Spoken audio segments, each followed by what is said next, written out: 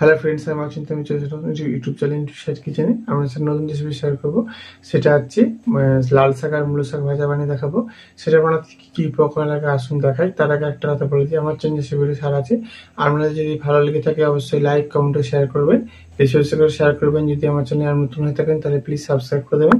নিচের বেল নোটিফিকেশনটা অল করে দেবেন যাতে আমার ভিডিও আপনার কাছে আগে পৌঁছে। তাই চলুন লাল শাক আর মূলো শাক ভাজা বানাতে কী কী উপকরণ লাগে আসুন দেখাই।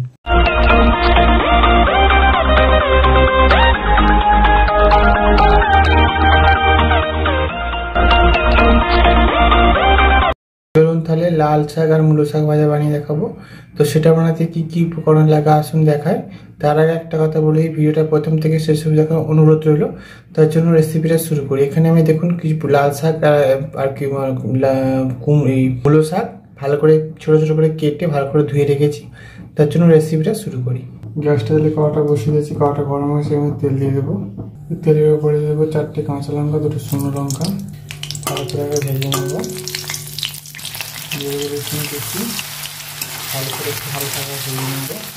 একটু থেকে পেঁয়াজ কুচি, পেঁয়াজ রসুন ভালো করে ভেজে নেবো। লঙ্কা একসাথে এবার দিয়ে দেবেন ধুয়ে রাখা মূলো শাক আর লাল শাক। লবণ দিয়ে দেবো এর মতো। শাকটা অনেকটা কমে গেছে, একটু হালকা ভাজা ভাজা হয়ে গেছে। এর মধ্যে আমি দিয়ে দিলাম অল্প একটু হলুদ গুঁড়ো। ভালো করে নেড়ে ভেজে নেব। এটা যেহেতু লাল শাক আর মূলো শাক একসাথে আছে বলে ভালো করে সাজিয়ে নিতে হয় ভালো করে। আর এটা যদি লাল শাক হতো ভালো খেতে যেত, এই জন্য মূলো শাকটা দেওয়া হয়েছে। ভালো করে ভেজে নেব।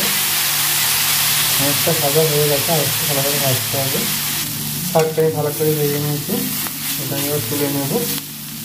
দেখুন আমার লাল শাক ও মূলো শাক ভাজার রেসিপিটা রেডি হয়ে গেছে। এই রেসিপি আমাদের ভালো লেগে থাকে অবশ্যই লাইক কমেন্ট ও শেয়ার করবেন, বেশি বেশি করে শেয়ার করবেন। আর প্লিজ সাবস্ক্রাইব করে আমাদের পাশে থাকবেন। চলুন তো দেখা হচ্ছে নেক্সট ভিডিওতে। এরকম নিত্য নতুন ভিডিও পাওয়ার জন্য আমাদের চ্যানেলটাকে অবশ্যই সাবস্ক্রাইব করে আমাদের পাশে থাকবেন। চলুন তো দেখা হচ্ছে নেক্সট ভিডিওতে।